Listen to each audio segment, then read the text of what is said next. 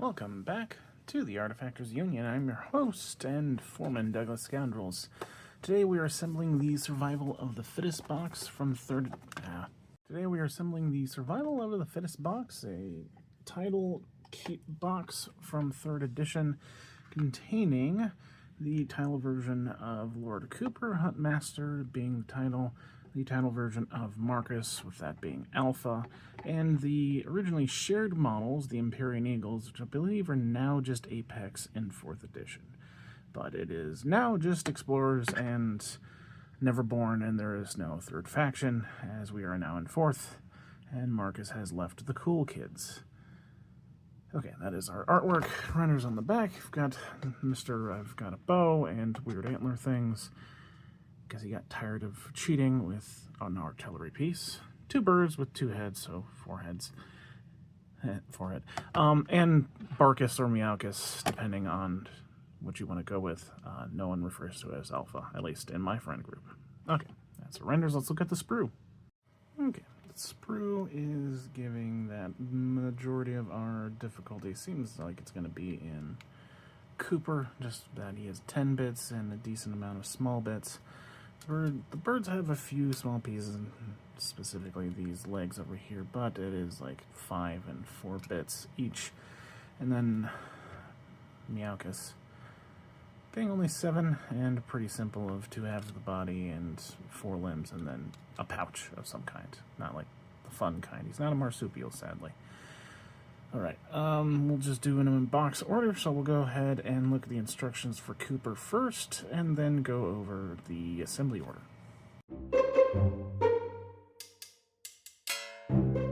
For our Huntmaster, we're going to grab the body, and then we will start with the legs.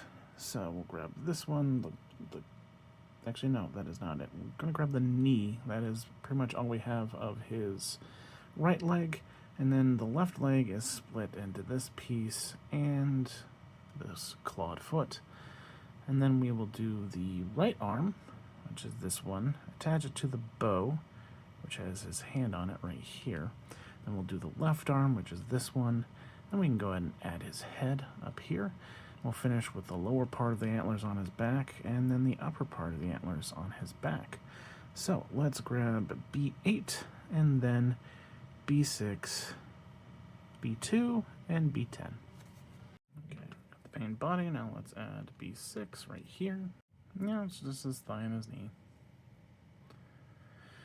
Okay, B2 is going to go next. It's going to glue up here. Be just a little gentle with it, since this bit is kind of thin on that plastic. But our seam looks good. Next, B10. Right on the shin there. Alright, legs are done, look good. Next will be B5, the right arm, going right in there. Okay, this was an awkward orientation, because it's not too terribly obvious, even with looking at the connection point. We'll say the big circular elbow thing is more towards the outside, but that's the angle you're looking for. Okay, B1, the right arm, the bow. He's got a hand on that bow that'll connect right there. Also, keep in mind there is like an internal sprue bit you'll need to cut off. I don't remember where it was located. It was attached to the hand right here, so you need to clip that off first. And there we go. That hand is a flat connection point, which really sucks if it was the only one, but there is a groove right underneath his armpit where the bowstring will go, and that'll be a lot nicer.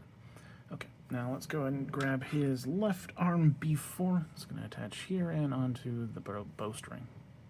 Also on either side of the arrow, you can see little nubs, and those are his fingies on that arm. Okay. There we go.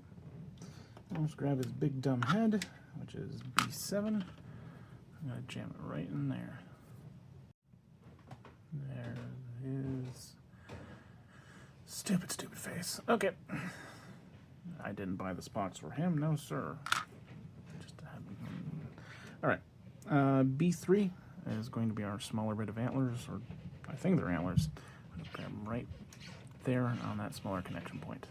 So after a bunch of fiddling, I went back to this original idea of doing this bottom piece first. Once I realized that I had positioned the angle incorrectly.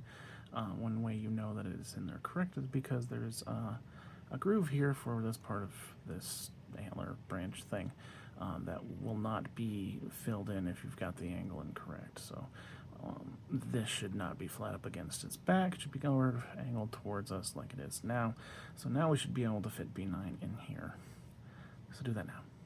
Okay, there we go. Yours will probably look better than mine because I've been fiddling with it for a while. So, yep, do the bottom part first. Just make sure it's angled correctly, and this should be able to fit in, because my initial issue is I had it incorrect, and then I thought I had to do this part first, and there's this whole thing that you will not see.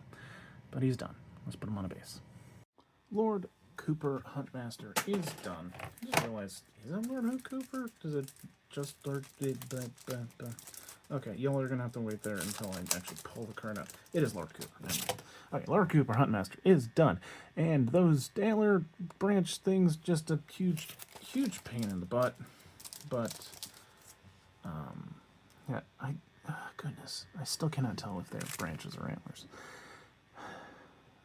Anyways, they were a pain in the butt because I did not realize the angle on the lower one really affected how well they'd go in. But you know that, so you're not going to have a problem with it.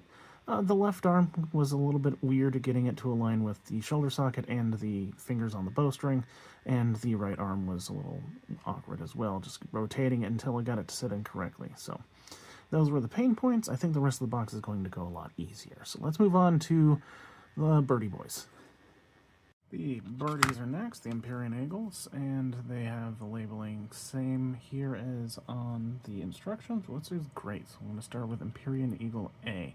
This one we're going to grab the body and then do the chest, heads, and one of the legs. Then we'll go ahead and do the other leg and finish with the tail. So let's go ahead and look at the instructions for both of them and then grab F1 and F2.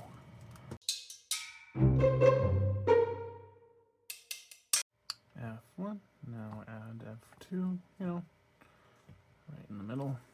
And I'm realizing that the tails are probably going to be easier if they went on first, and definitely easier if we do them before the leg of F3. So we're going to go ahead and do F4. You can kind of see the pill-shaped connection point right there. This is F4, the tails. There we go. Yep.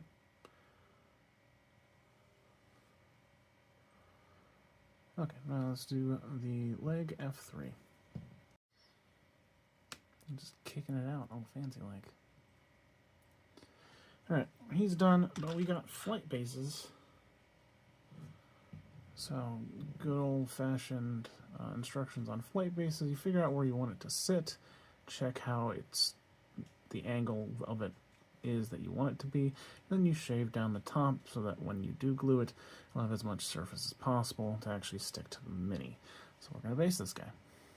Our first Empyrean Eagle is done. We're going to call this one Brad. I probably should have posed him better so you could see the underside of him, but whoops. Real easy. Hardest part was order of assembly because I should have done the tail first. And now you know to do the tail first, so going to be super easy for you. Let's move on. For our other bird, got to go with our text up top. Our other bird, we're going to grab E4 and then add its corresponding leg, which I believe is E3. Then we'll add the other half of the body, which will be E1, and then its corresponding leg, E2, and finish with the wing, E5. So grab E4 and E3 first. Now add the leg. Okay, now add E1, this entire other side. Okie doke. Now let's grab E2, the other leg, and add it right there. Bird leg. Okay, last bit, E5, the other wing. Okay, base them, flight stand them if you want. Our second Empyrean Eagle is done. We're going to call this one Larry. The hardest part for him, the legs, I guess. A really easy assembly. Some will say the legs, because they're the smallest bits. Really reaching here. Okay, let's move on to Marcus. Okay. Marcus Alpha, Bargus, Malgus. Start with C1 and C7, combine them, then we can do the front legs, C3 and C4. The back legs, C6 and C5, and then wherever this pouch goes, we might put the pouch on at a better, it's going to go right there, so we can do the pouch last, C3. Now let's look at his instructions and grab the 2 halves of the body. Okay, here's Marcus's right half. What's that, his left half? Alright, here he goes, and I just realized he's got earrings, and that is very cute. Okay, let's start with his front right arm, which is going to be C2, going right there. Okie doke, there's an arm. Let's do C4, the right arm. Alright, now let's look at his feetsies. He's going to do the left paw foot thing, which is, oh goodness. The left one, up there, I believe is C6, but I'll let you know if I'm wrong. Hooray, I was correct. Cool, alright. C5 is going to be our right leg then. Going to right there. Okay, this one is at a weird angle, if you didn't realize that he's sloping backwards in his stance. But put him down on a flat surface, make sure he's fitting all 3 of his 4 limbs down, and we're fine. Okay, last gonna be, you forgot the lettering, C3, the pouch, right there. Okay, pouch done, he's done, put him on a base. Marcus Alpha is done. Fairly easy model. Hardest part was that right leg, figuring out the angle for it, and I guess figuring out which one was which between the right and left leg. And that's really a stretch. Very simple model since it's 2 halves of body and then 4 limbs and a pouch. So, I got nothing else to say. Let's look at the whole box now. The Survival of the Fittest box is done, containing Lord Cooper Huntmaster, 2 Empyrean Eagles, and Marcus Alpha. Hardest parts in the box was this, almost all in Lord Cooper, being the antlers on his back and figuring out that left arm, and really the boat. Just a bunch of small things on Cooper, and then I guess maybe a little bit of difficulty with the legs on the birds. But that's primarily it. Overall, pretty simple box. So, I have been your foreman, Doug the Scoundrels, helping you build better Malifaux. Happy hunting.